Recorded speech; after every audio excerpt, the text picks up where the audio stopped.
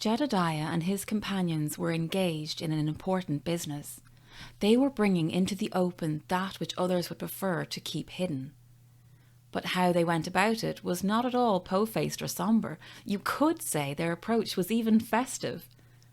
They would arrive in a village or at a busy crossroads and put on a show for the local people, a bit like a travelling circus.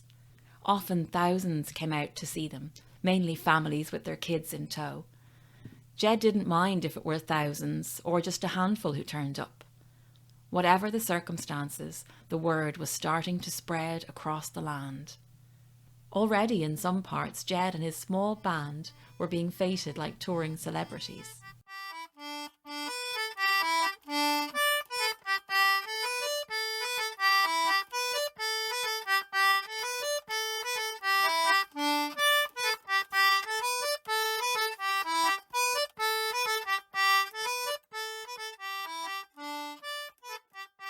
The atmosphere at these gatherings might have been light and jolly, but anxiety was never far below the surface. The people in Solomon's world were preoccupied with staying healthy. Death was commonplace. Everyone believed themselves to be vulnerable to some disease or other. If a person got sick and survived the illness, they were still not in the clear. The chronically ill were often duped by chancers and hucksters peddling remedies that did not work.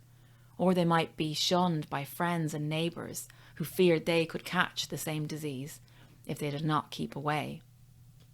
If a sick man was left with some life-changing condition like paralysis or blindness, he found it impossible to earn a living and would probably have to beg for food. Jed explained to anyone who would listen why none of this was necessary.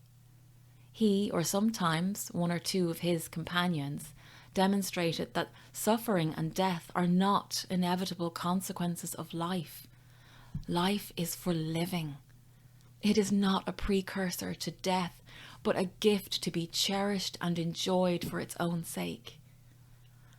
Jed and his friends showed the people that if they cast off their fears and immersed themselves in the wonders of life, they would be transformed. There was a problem, though. If this message became widely known, the true kingdom would be revealed to its inhabitants, and Solomon would be exposed as a liar. That would not do at all.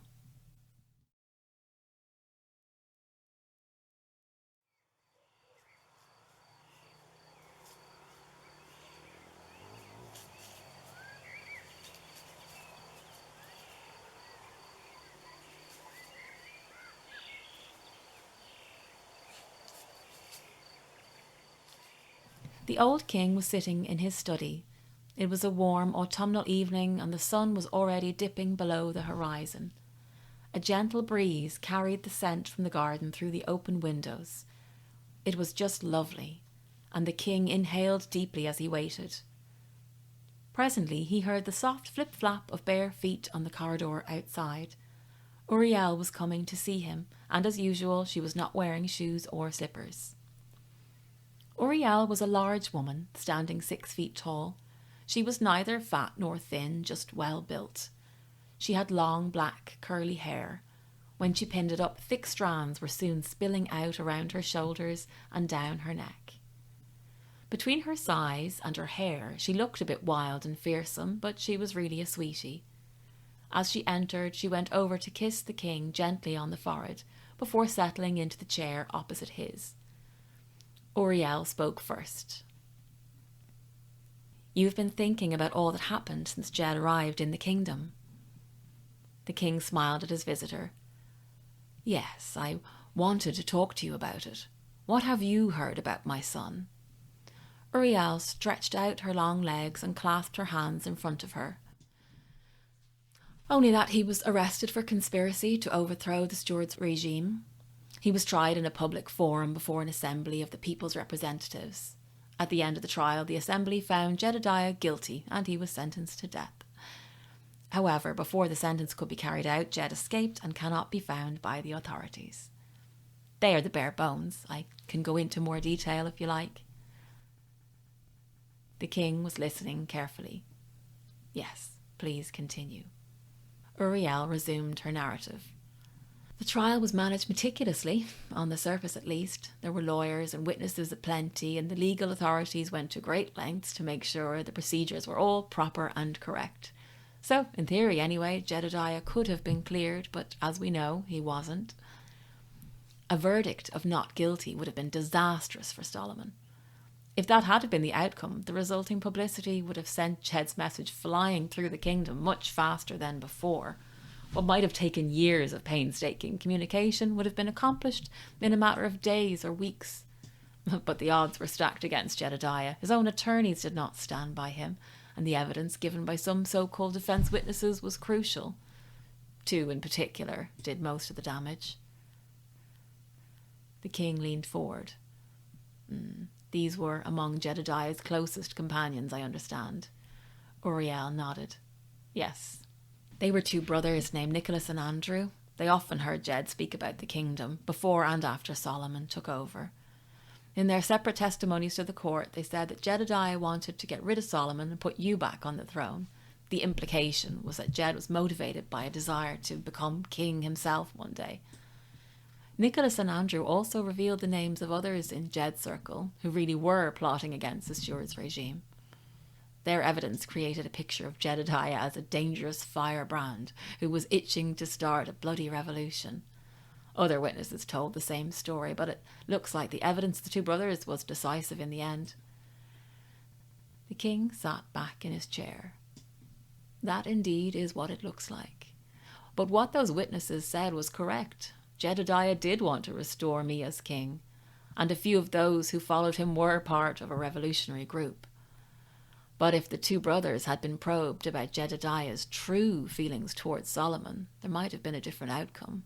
Everyone would have heard that Jedediah never advocated rebellion. He said time and time again that change would come only when the people wanted it. The people's choice was and is paramount. Uriel nodded again before continuing. Solomon himself did not attend the trial and played no official role in the proceedings. He stayed out of it, not because he trusted an impartial judicial process, but to make sure that his hands were seen to be clean. Despite his efforts to distance himself, his influence was felt everywhere throughout the trial. He, or more likely one of his minions, made sure that the witnesses and the lawyers were either bribed or threatened to say, or forget to say, whatever was necessary to bring in that guilty verdict.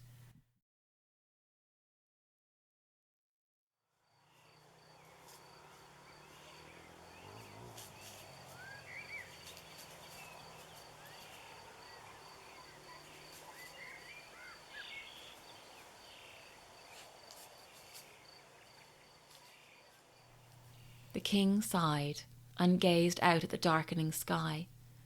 He had a faraway look in his eyes, and no longer seemed to be aware of Uriel's presence. He was in another place entirely. "Oh, Solomon, Solomon, when will you return to me? If you were to come back, I would embrace you and hold you and love you." He trailed off and started to speak softly in a strange language. He seemed to be talking to someone else not in the room, as if the other person was actually right beside him. This lasted only a couple of minutes, and then tears began to fall from the king's eyes. Uriel reached over to comfort him.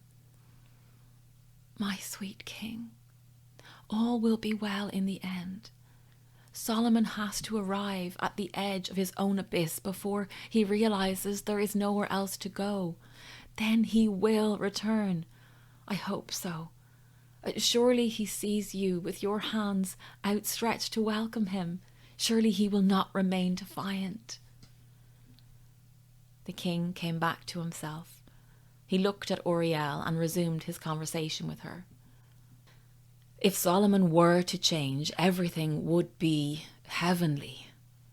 However, his victory over Jedediah has made him more entrenched than ever. He realizes he cannot turn the kingdom around, but he does not care about that anymore. Now Solomon has only one aim left: to hold on to the kingdom at all costs, to the end if necessary. His Pride is too great to allow him to admit failure. The people are suffering under his yoke. They want to be free, but they don't know how to achieve that. Solomon has turned my kingdom into a country of the blind. Jedediah has disappeared and his companions have been scattered. Who can now finish what they started? Just then, there was a noise outside the door. Someone was there. Had they been listening? Slowly, the old king rose from his chair and with a passive expression on his face, walked over to the doorway.